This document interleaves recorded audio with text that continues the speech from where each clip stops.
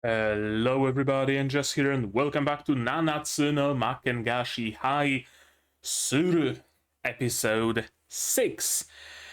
Uh, episode 6 where the plot thickens. I mean, the plot has been plenty thick for a while now, and it thickened really nicely in the previous episode. This one is just a continuation of it, and is it the first case of a cliffhanger in this show?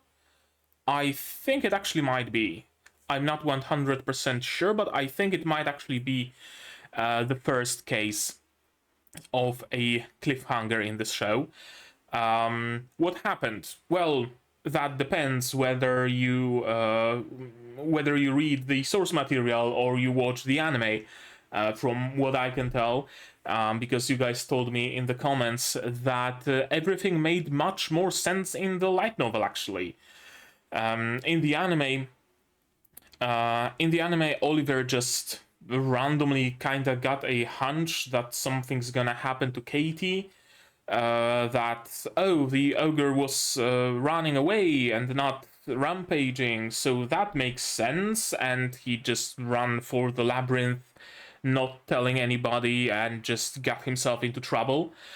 Everything made much more sense in the light novel, right? With the incense, with how more people were also aware of Katie missing, how they were supposed to meet in the first place, etc., etc., etc. So adaptation woes, unfortunately.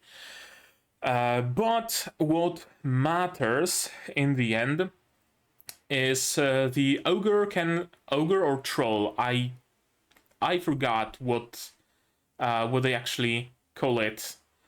See, that's a thing with anime and manga and Japanese media in the first place. An ogre isn't always an ogre. A troll isn't always a troll. A kobold can be a reptilian, or it could be a canine. Right? I'm pretty sure I've even seen I've read a manga where it was trolls that were like swine in appearance, meanwhile ogres were completely different. It's like there's no standardization or anything of the sort. So if I refer to it as an ogre and it's a troll, do correct me, of course, but also do forgive me for that little mistake. What matters the most is that it can speak, and it spoke to Katie, and she of course wanted to notify everybody about it, because they were trying to figure out why it went on a rampage in the first place. How is the event with the Garda in the arena connected to the troll rampaging, to Katie getting the zoomies, and all that jazz? And the troll could help them and did actually help them to some extent.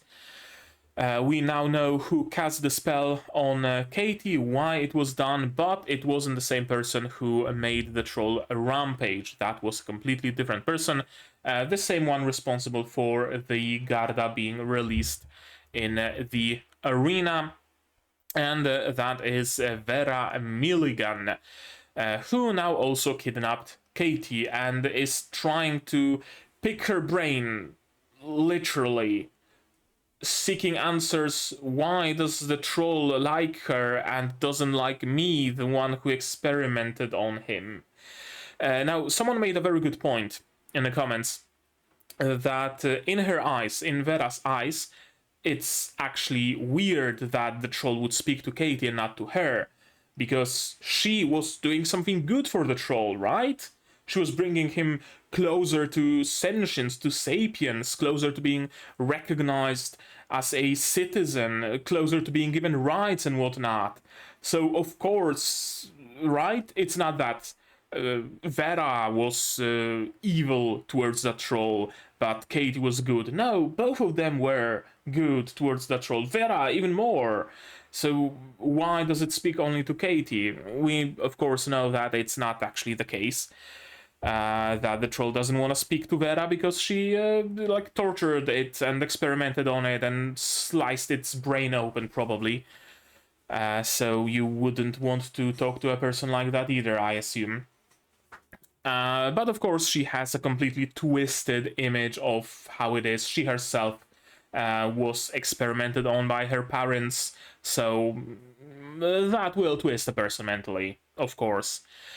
Doesn't change the fact that it led us to the situation we are in right now. I already see the first frame of the show and of the episode, and I can see that we are starting right where we left off, and that is in Vera's little dungeon maze lab. And not Katie. Yeah, Katie on the operating table, Vera trying to cut her head open, and Olivier and Nanao, of course, opposing it. And now combat will commence, I'm assuming, and I also assume that our heroes will win against Vera. What will happen to Vera? I'm not sure. It could be that she's killed in the process. It wouldn't be out of character for this show. It could be that she is reformed somehow in the end, or it could be that she's just, I don't know, expelled or imprisoned or whatever the justice system at the school is. As we know, schools in anime are their own little nations, so anything can happen. Honestly, anything can happen. But yeah, I expect combat. I expect Katie to be saved. Not really much more than that. So how about we just give it a watch, shall we? But before that, a tiny little bit of housekeeping. Madoka Magica Rebellion, it's gonna be up publicly released on the 21st if you haven't seen the announcement video, and right now it's already available on Patreon, so you might want to check it out, link in the description as always. There's been like over half a year of waiting for you guys for me to finally get to watching this movie, and I finally did, so there you go, you're welcome, I guess. And another bit of housekeeping, I will be away for the weekend, including on Friday, so there might not be any videos if I don't manage to prepare any in advance. We'll see about that. There's like a local convention around, and I will be attending that sunrise to sunset, so there won't be really much time for me to record. And yeah, that's about it. So how about we just cut the talk and start watching this episode? To do that, you will of course need your subs to follow along with me. I'm going to need my sound to hear what's going on in the show, and I'm gonna have to ask you for your support on Patreon, for example, down below, or not. Share my content, spread the word, costs you nothing, helps a lot. And with all that being said, we can start watching Nanatsu no Maken ga Shihai Suru episode 6 in 3, 2, 1, go.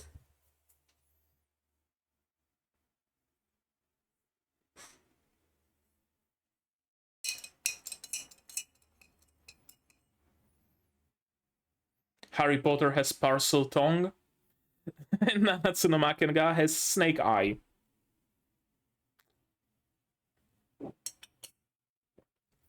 I'm recording it a little later than I would like, so I got myself a cup of matcha with some lime juice. Best purchase I made recently is that like electric stirrer that you use to foam milk and stuff. You can foam milk amazingly with it for like lattes and stuff. My like steam little vent in the coffee machine has nothing on that little like Chinese $2 stirrer, and it turns out it's also great for stirring up matcha. No like clumps floating in it or anything. That was my biggest issue with making matcha.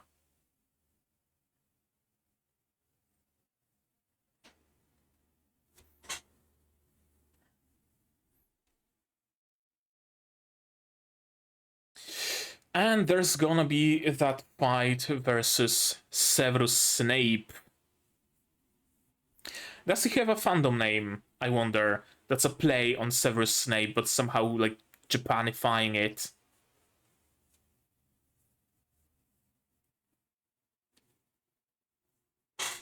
Okay. Now I can see clearly.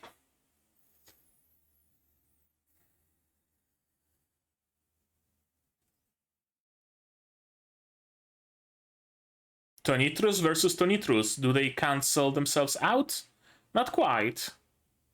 Yeah, stronger Tonitrus overpowers the weaker one. Interesting. So there is an element of like strength to your spells. Yeah, don't forget you're fighting a mage.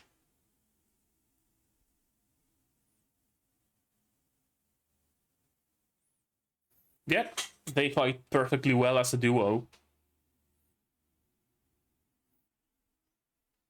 Oh, that's a new one.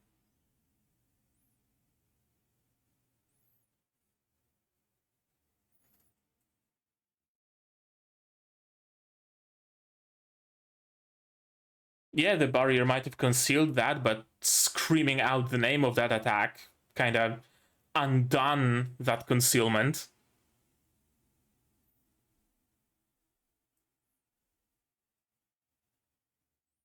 Yeah.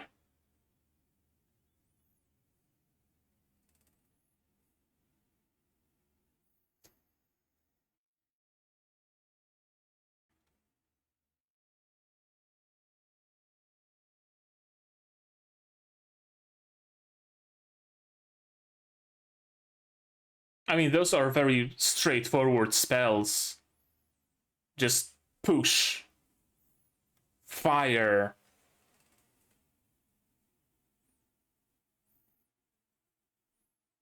Yeah, not gonna be that easy.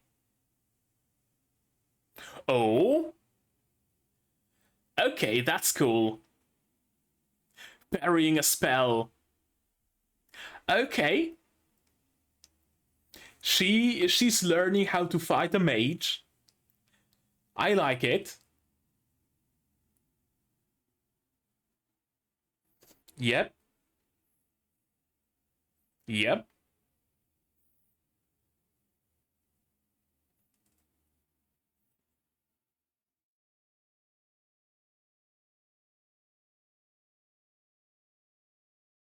Oh, fight fire with fire?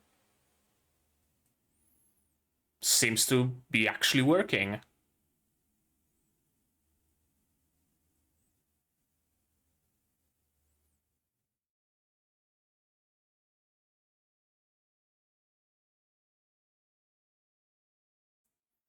What plan? You never mentioned any sort of a plan besides just charge. Okay, I guess there is a plan.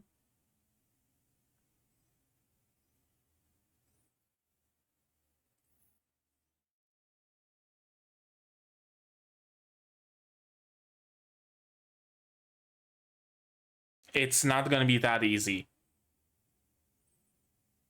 Yeah. Snake hand or something. She has an eye. Okay. Okay. Okay. That's cool. She's gathering that snake eye energy, though.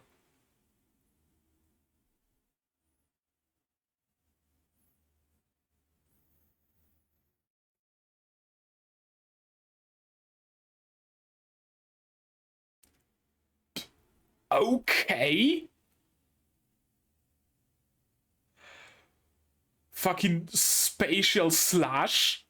Slicing the reality itself. Okay. I did not think she's gonna be that powerful with her sword. Alright. Alright.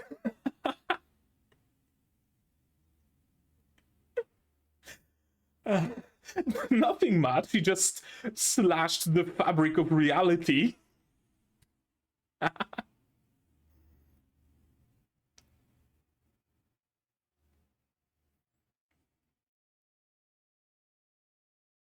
Yeah.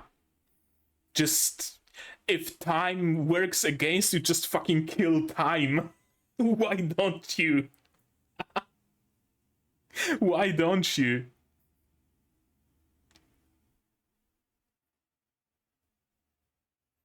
Okay. Okay, that's the 7th Spellblade.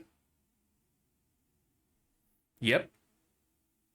Nanatsu no Maken. We have a title drop. Just like, don't graft her hand back onto her. Give her a prosthetic or something, not like fucking cursed eye.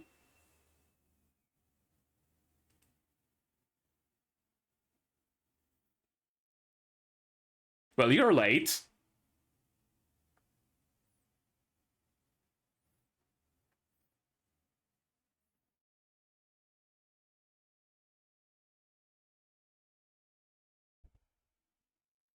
Okay, so they changed it even further to what it was in the source material.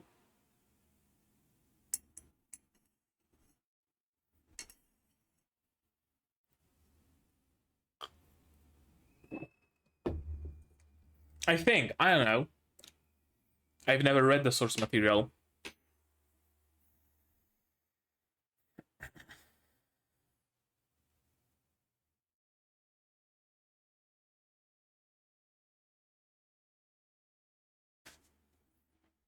So she wanted to cut you open.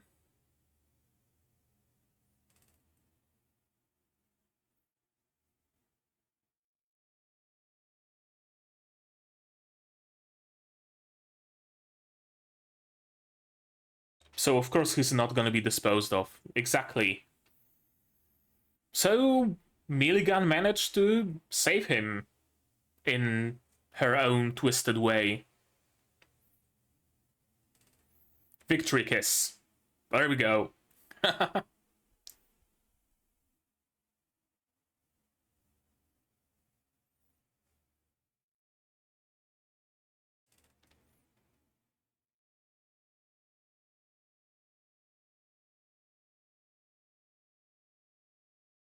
Okay. Did Milligan manage to scramble your brains after all?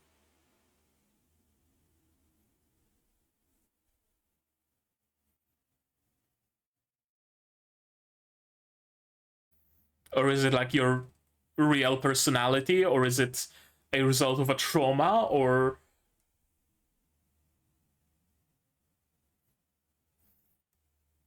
Okay.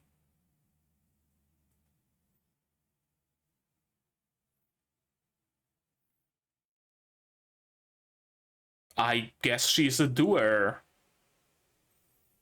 A real fucking go-getter. I mean, that's a part of it.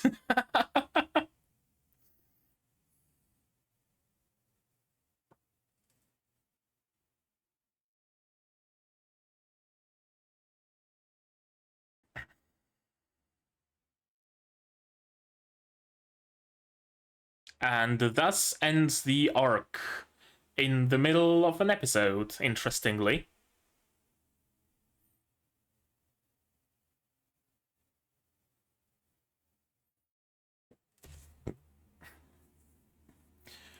Is now gonna be the time for the Severus Snape arc?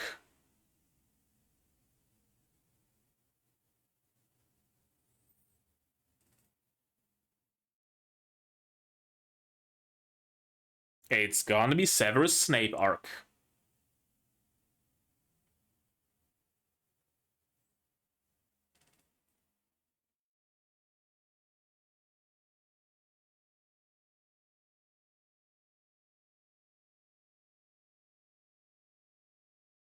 Totally not an ominous location.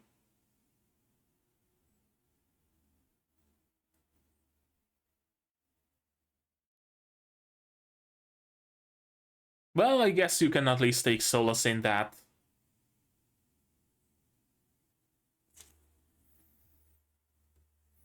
Something tells me it's like literal. They actually capture the spirits of their fallen and use it for propulsion or something.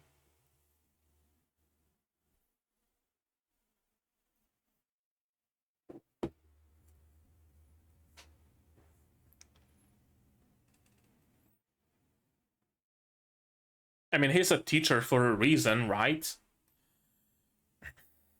His demeanor aside, of course, he's gonna be strong.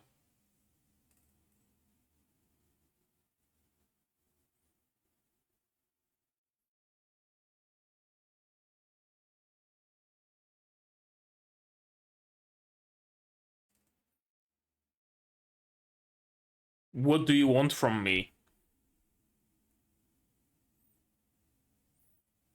Or that, sure.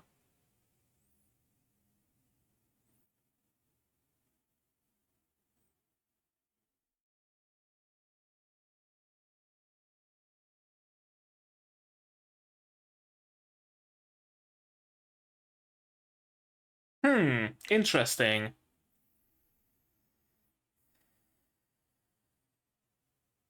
His personal spy network.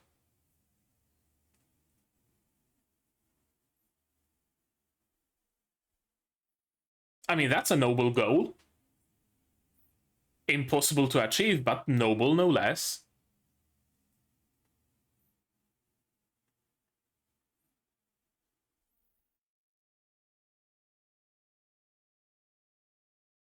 Okay, sure.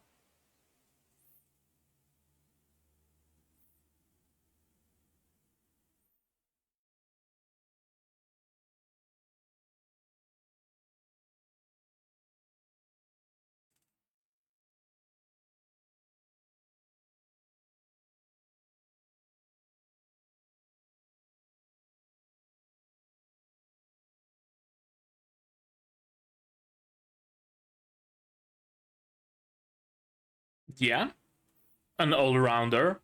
Can do a little bit of alchemy, a little bit of magic, a little bit of fighting.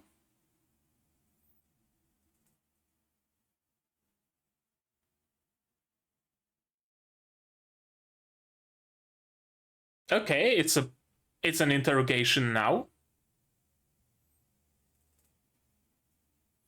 And way too specific.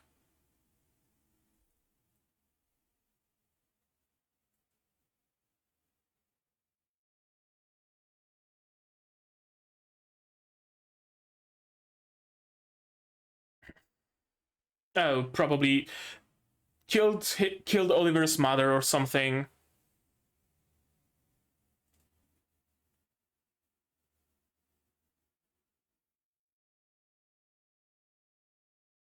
Okay. We have a little bit of a revenge arc.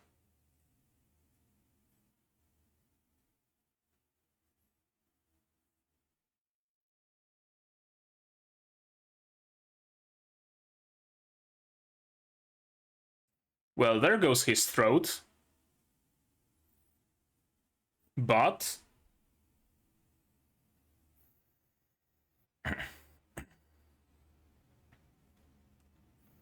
can he like rewind time or something? Almost.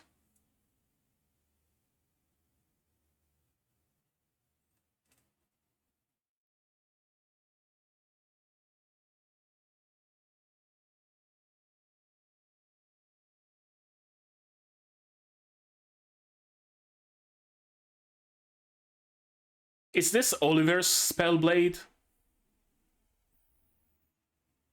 Being able to pick the most optimal timeline?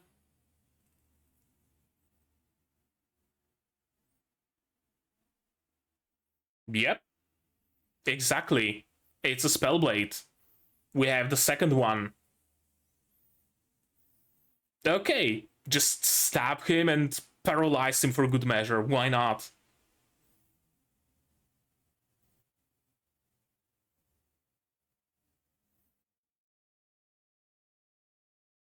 Well, I guess it's inheritable.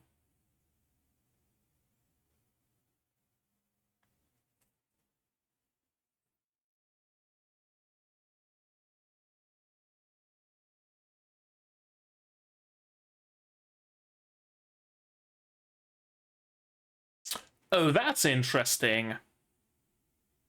Crucio.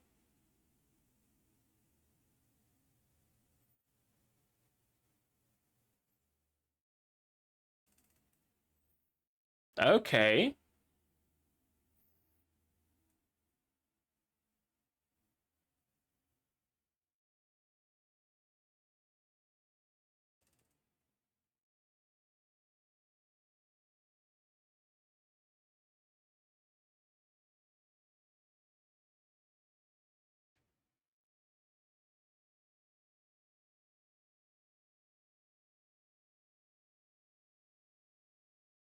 Okay.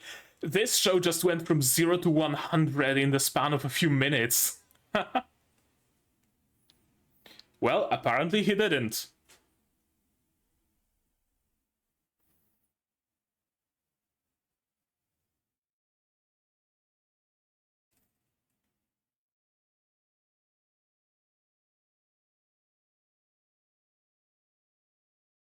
No, those aren't the words. Them's not the words.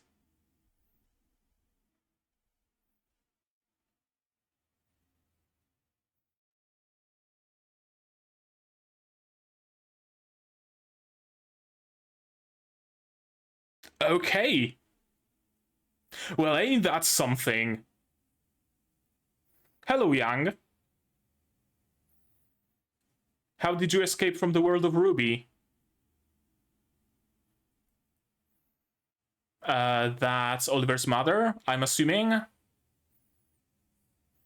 And this is Snape casting Dolor.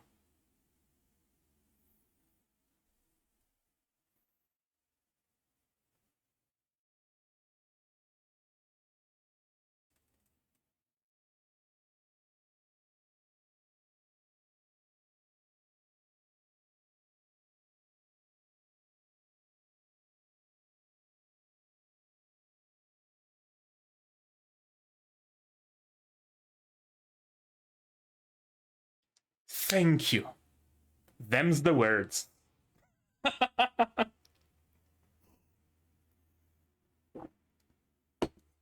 I thought it's gonna be an arc, and it was not even half an episode.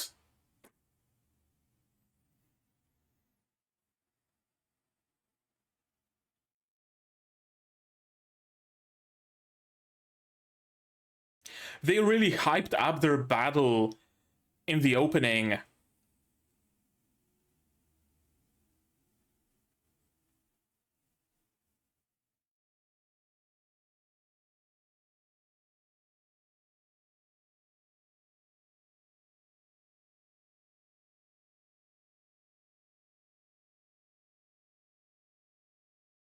Whomst.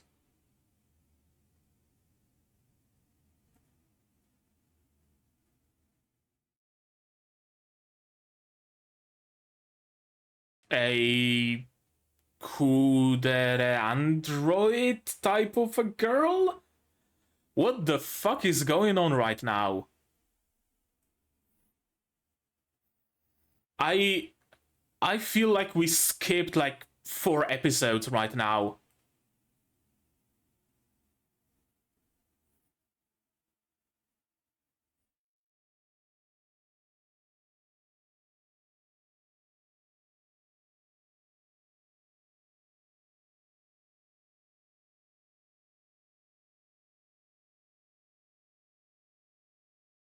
Okay, the biology teacher.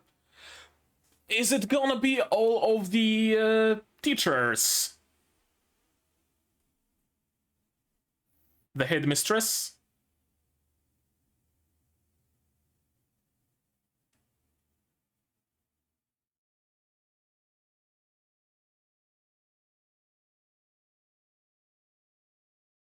And dead.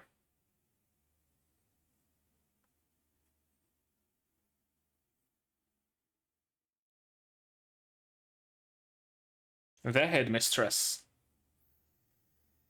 Okay. We get our like main plot.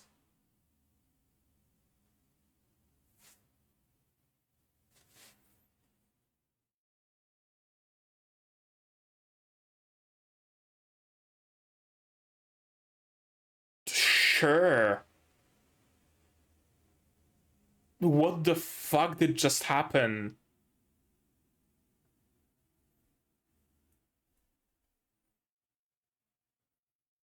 What the fuck did I just witness? Those were like the wildest 10 minutes of anime in my recent memory. This came completely out of the left field, stayed firmly in that left field, scrambled my brain like Milligan intended to do to Katie, and just fucking left me with questions. Oh boy.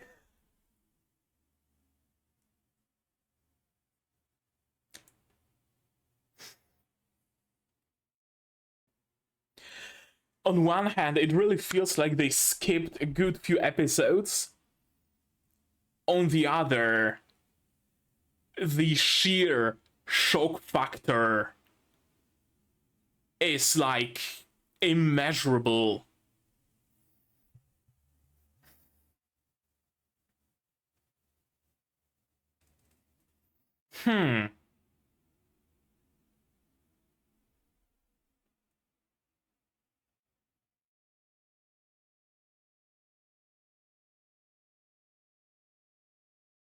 Oh, we're gonna play some Reversi. That's cool. I like this game. Jesus Christ, I'm like almost tempted to not go through the first half of the episode and just skip straight to the second one. But let's watch it from the beginning again. I'm at a loss for words.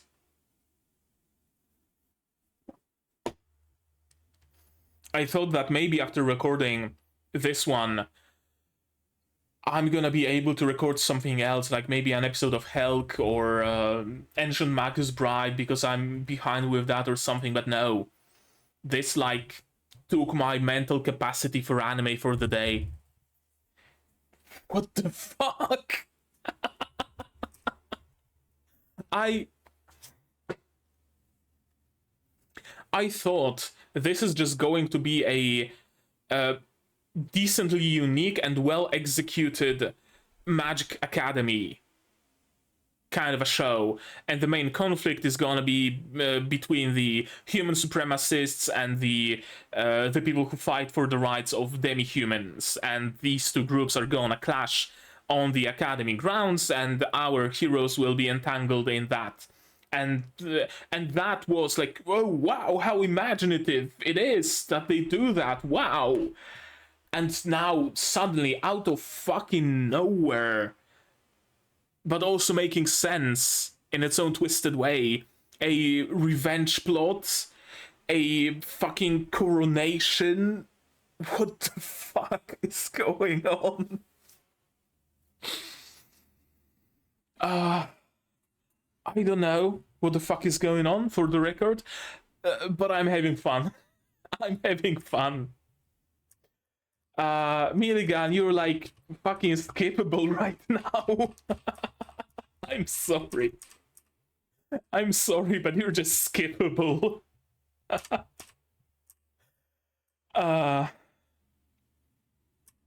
Okay. Bunch of magic, bunch of fighting. Clip use, finally some new spell. It was only just Tonitrus, Flamma, and Impetus. A barrier to disguise an attack. Yep. Tonitrus. Fragor into the vials. Some flame. And Nanao is able to use her sword as a wand. I'm not sure if it's the result of Oliver's training that's showing, or does she just do that in the moments of stress, but she managed to use her sword as a wand and redirect somebody else's spell. Yep, she felled the spell with her katana. Fortis Flamma.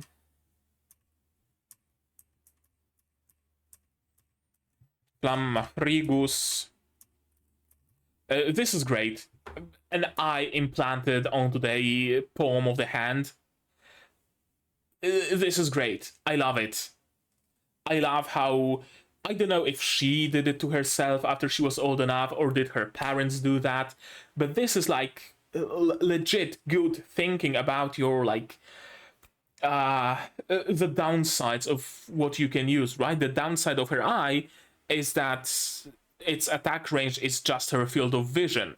If she gets attacked from behind, she has no way of counterattacking. So, implant an eye onto a hand, talk to the hand, and you can freeze enemies behind you. I love it. And then there's this whole thing. So I must first slice through the space that surrounds it and the time that flows around it. Literally fucking like wormholes and Higgs bosons floating around among film reels, and she's just going to slash through it. Sure, why don't you? After the second half of this episode, this like doesn't even surprise me. it doesn't even surprise me that Nanao can just casually fucking slice the time and space itself. I always love this effect of like cutting reality. Now, if those two halves of the image were to just slide apart, that would like perfect. Chef's kiss.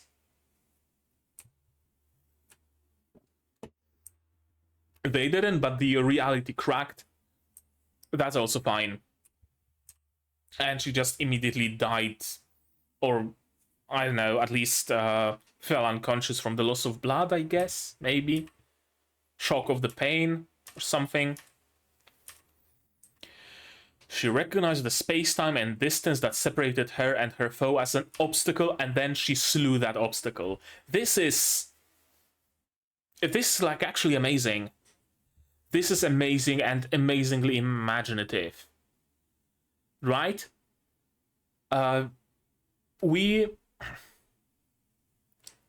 in media, in general, I don't want to say it's just manga and anime, but in media in general, there are characters that have like super special power of being able to slay any obstacle, or a special sword that's able to kill any obstacle or destroy any obstacle or something like that. But that ability never gets into the like metaphysical sense of what an obstacle is, right? That sword can cut a door open, it can kill an enemy, it can split the seas, etc., etc. But it never gets into this sense of, well, the obstacle that is on my way right now is my distance from the enemy.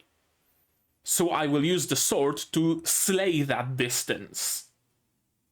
The space itself. Well, the obstacle for me right now is that my attacks aren't instant. The time itself is an obstacle, so I'm just going to kill time, literally. This is amazing. This is amazing. I honestly, again, I thought this show is just going to be a well-executed Magic Academy. 100%, that's what I thought. Oh, cool, how funny, you know, they have their fun ways.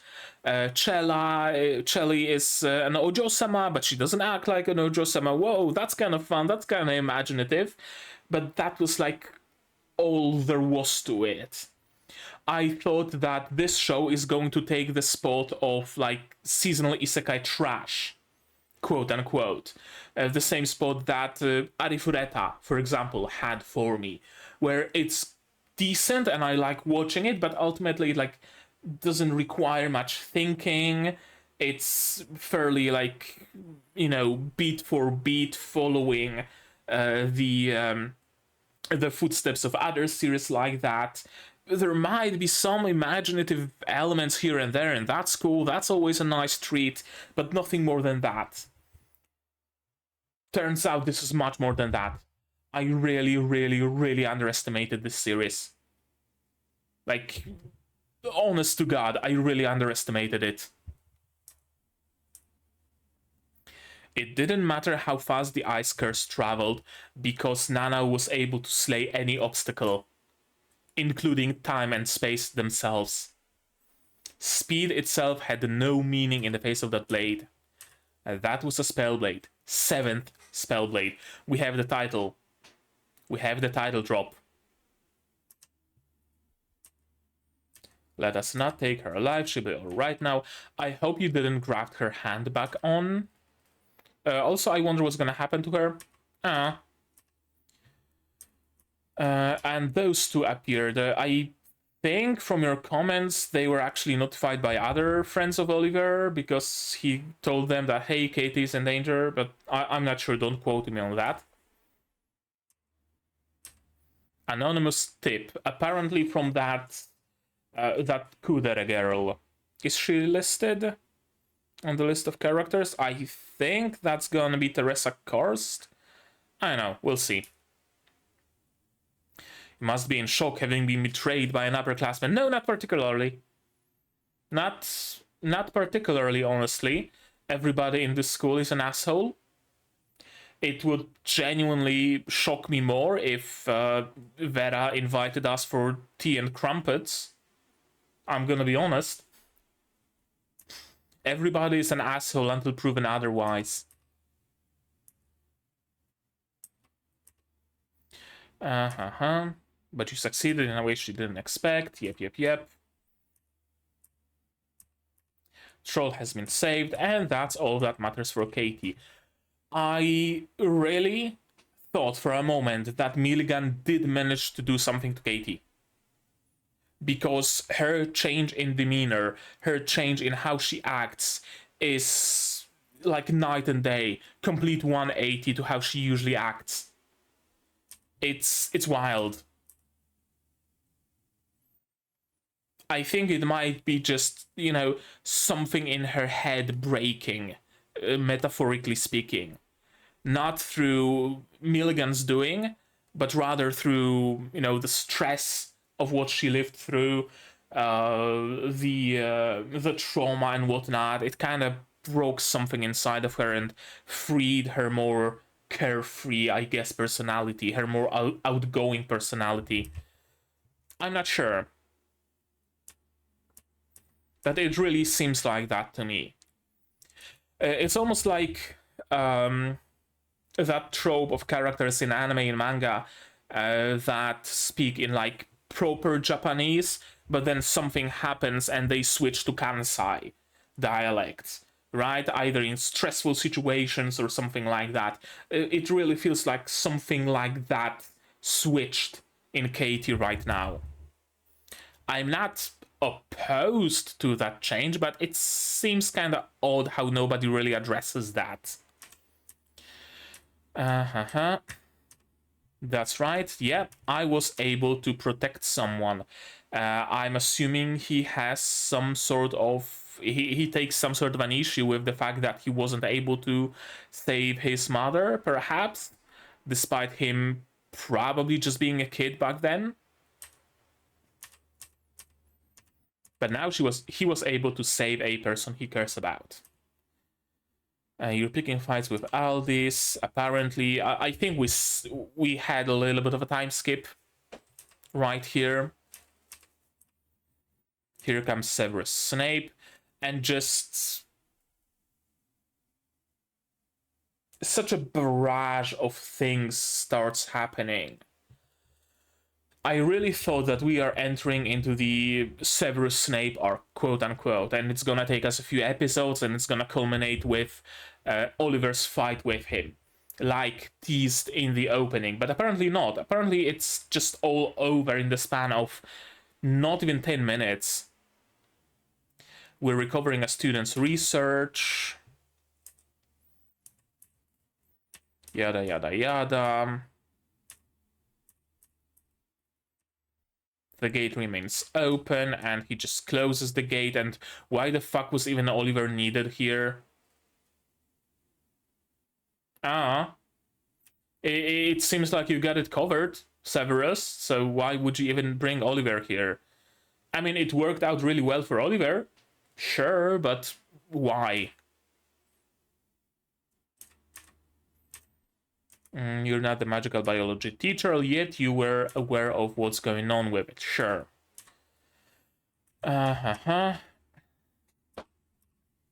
Because my great dream is eliminating stupidity from within the human race. A noble goal. Actually, a noble goal. Impossible to achieve. As long as humanity exists, absolute fucking dumbasses will exist as well.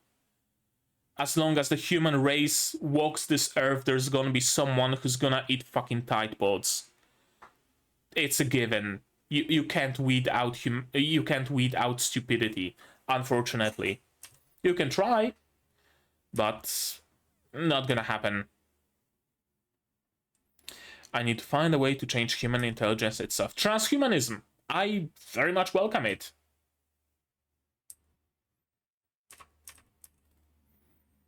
What do you want me to do? That's actually a very good question. And yeah, you can help me be a helper, be an assistant in general. Not like any specific task for him, which is kind of odd.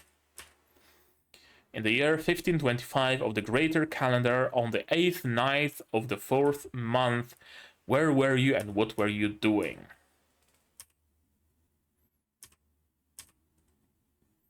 Any relatives of that woman still live? Oliver's mother. I'm assuming she never was actually named as Oliver's mother. Could have been a sister or a cousin or whoever else as well. Thank you for not changing. I guess, yeah, if he changed, it wouldn't be as easy to, you know, torture him and kill him in the end if he actually became a better man, but he didn't, so all's fair. We're already within the 1-step 1 spell distance, so Spellblade. This is another very interesting, very imaginative skill. Very, very cool ability. Being able to see all potential outcomes, all potential timelines, and pick the one you want to go forward with. That's really, really cool.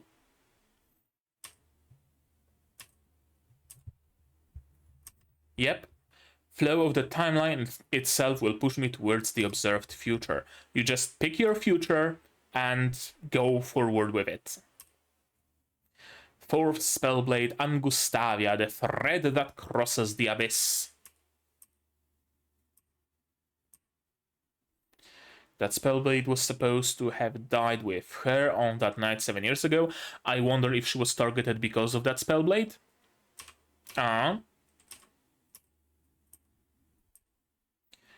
This is interesting. A pain spell can only reproduce pain the caster has personally experienced. The 128 forms of pain you inflicted on my mother that night. There was another mention of the number 128, or was it 127? Let me take a brief look. Where is it? There was a mention of that number already. I'm pretty damn sure. No, close. It was number 255 in Helck. Both of those numbers are like significant in IT, so that's why I immediately see them appear. 128 is half of 256, after all. And those are powers of 2. This is interesting. As I said, pain spell can only reproduce pain the caster has personally experienced. 128 forms of pain you inflicted on my mother that night. I made sure to experience them all. This is abso-fucking-lutely psychotic, but also incredibly cool that he presumably went out of his way to experience all sorts of pain so that he can be able to inflict them. I love it. I love imaginative limitations like that and imaginative uses like that. That's why I will forever be a fan of Darker Than Black, because of its power system, and I'm really growing to like the power system in this show as well. I really, really am. Like, this skill wouldn't be that out of place in Darker Than Black either, right? You can inflict the pain of breaking a finger on someone, but you had to have broken your finger before. For example, it's really cool, amazing, I love it. You're going to start looking for the right words until you say them. I'm going to keep torturing you one by one. Not the correct words. Not the correct words either. How dare you do this to a teacher? Are you trying to make the whole school your enemy? I'm pretty fucking sure no one's gonna cry after you. Like, I'm fairly certain of that. Except perhaps other teachers. But I don't think Oliver is gonna make enemies among any students, unless you were supplying some other students with demi-humans for their unethical experiments, which honestly might have been the case. This was all your mother's fault. He didn't even manage to say it. No. And that's his mother, young from Ruby, and all sorts of different people against her for whatever godforsaken reason. We have no clue what it's all about. Dollar, only the 57th. End it, please. There we go. Eyes completely blank. I honestly thought that Oliver is just going to break here, right?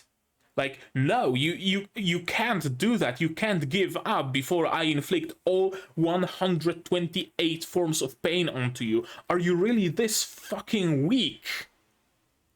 Someone this weak managed to kill my mother? What? How can this be? No, don't give up, Darius.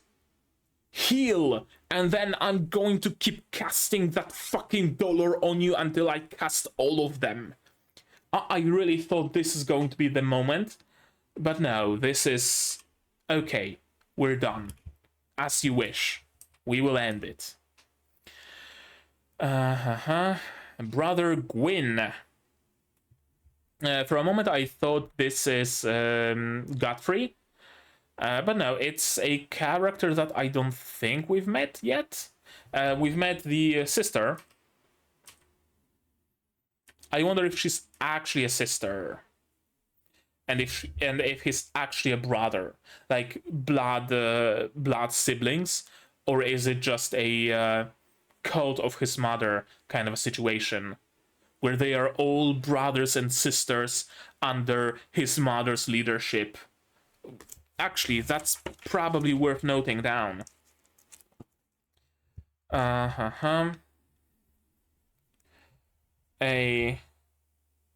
cult / group of brothers and sisters under Oliver's mother leadership. It really feels like that. That whole coronation, those people wearing weird robes, it really feels like a cult of some sort. The blood stopped flowing. How's the strain on your body? I can handle using it twice. Okay, so that's the limitation of his spell blade. He can use it twice, and then his life is in danger. Then you're forbidden from using it thrice. Obviously, Oliver does use it thrice. That's quite obvious.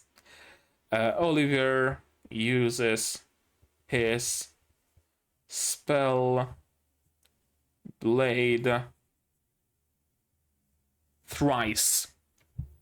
And let me draw 3 little checkboxes, and let's check the first one off. He used it once already. We will be counting. If you die, it's all over. Where the fuck did she come from? Who the fuck is she? I thought for a moment that she like crawled out of Grenville's corpse or something of the sort, because it's kind of positioned that way, but no, she just came out of nowhere. I guess it's a Magic Academy setting, so you gotta have a kudere, right? It's an honor to be in your presence, my lord. Also referring to Oliver as my lord. Probably inherited that status from his mother. You're the one who told the student about the president about Milligan, apparently. Wait, is she the shinobi girl who was watching over Oliver? Or is she a different character? I'm not sure. Gather comrades. Behold your vassals, Noll. This is your coronation. Rule and guide us until every one of the monsters who betrayed and slew her is dead. That's a very interesting code.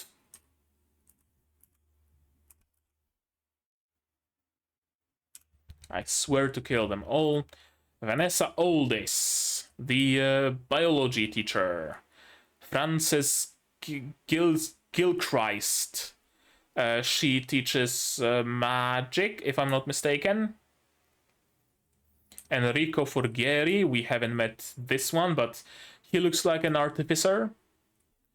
Demetrio Aristides, he's not the fencing teacher, is he? No, Cyrus. Yeah, I can see in the list of characters. Cyrus Rivermore is the fencing teacher. Okay, that's good. There's gonna be at least one teacher that's quote-unquote safe. Baldia Muezicamili. Sure, that's a surname, alright. Or name, whatever. And finally, the biggest traitor of them all. Esmeralda, headmistress of Kimberly. 6 remain. Huh. Interesting. Only in a blade wielded out of mutual love. It looks like I'll be finding out for myself whether her words were true. I guess so. I guess so.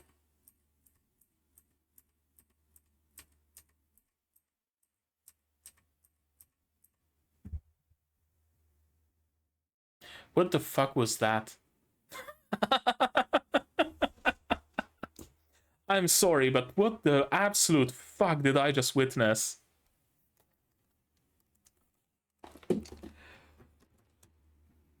Okay, that was episode 6, and holy shit. And holy shit. Is my camera too dark? I think it is. Let me brighten it a little. It's probably way too late to do that, because we are just, you know, ending the video right now. But let me do that regardless. Oh boy.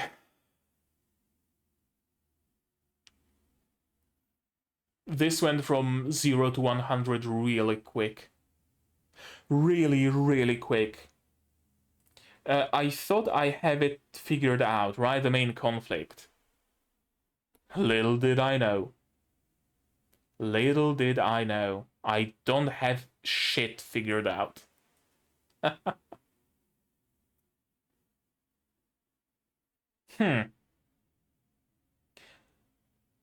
It's another very interesting spin of the on the Magical Academy genre. That's for sure. Usually the teachers are fairly friendly. Maybe there's like one asshole teacher or two, but for the most part they support the main character.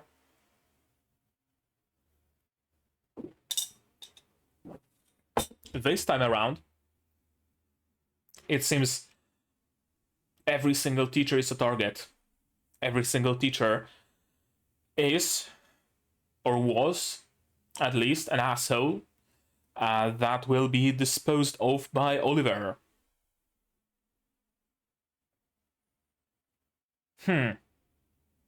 Yeah, usually in a Magical Academy kinds of shows, the academy itself is a safe haven, right?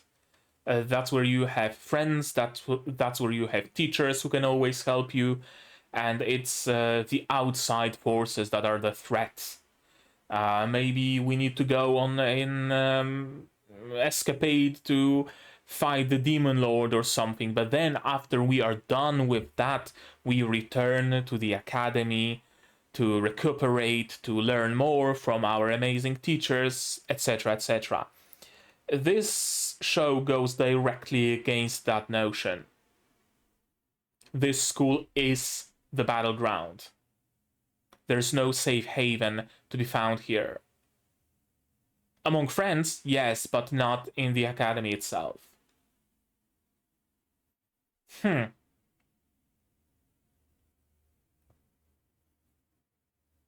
Yeah, I'm genuinely at a loss of words. I honestly don't know what else to say. Besides maybe questioning how will Oliver be able to deal with all those teachers if trying to fight the first one already forced him to use his spellblade, right? And his Grenville wasn't even like a combat teacher.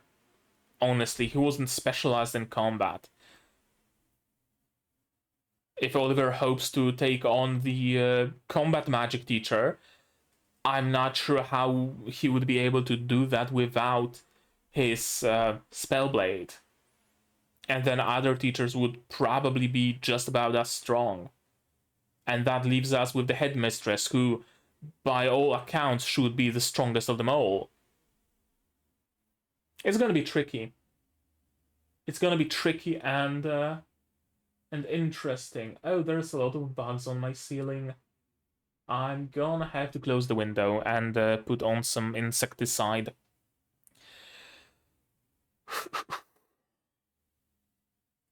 Huh. Also, this is the first episode that kind of made me doubt the pacing a little bit. Because if we got rid of one of the targets in half an episode, are we speedrunning to get rid of all 7 of them by the end of this show? Is this show intending to complete the source material, cover the entire source material in however many episodes it has? I think it's like 15. Because I don't think it's possible. Unless you keep doing time skips and whatnot. Huh. Yeah, I'm not sure where it's going. I thought I have this show figured out. Now I know I don't know shit.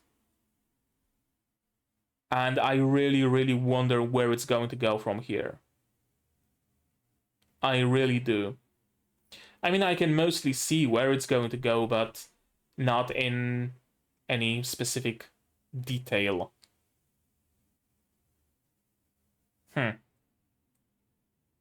Yeah, I think I'm just gonna end it here.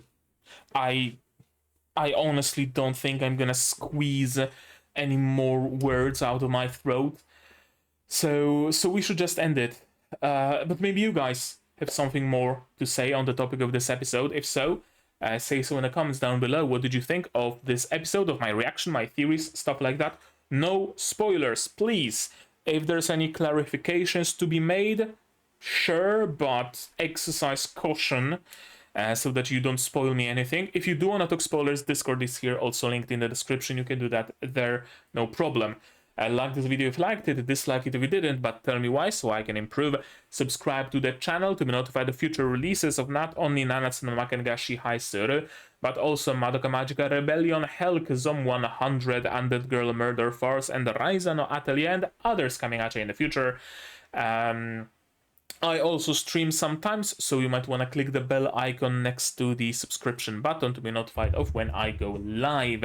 Support the channel if you want monetarily on Patreon, linked down below, where for $10 a month you get early access to non-seasonal shows like Madoka Magica Rebellion, and for just $1 you get a role on the Discord and a place in the credits. And if you don't want to spend any money whatsoever, you don't have to. Share my content, spread the word, it costs you absolutely nothing and helps the channel a lot. And now, with all of that out of the way, that's gonna be it from me for today. So as always, you guys do the good stuff, and I'm gonna see you in the next one. Cheers! And here's my wonderful Patreon, Scooby, without a net, Fruit, Yuan Kaiju, Doterus, Curium, M, Zay, Rainer, Akamancer, Marsh, Fassel, Dr. Watt, Yugalai, Hans, Peter, and you can join the ranks without the need to inherit a mask from your mother.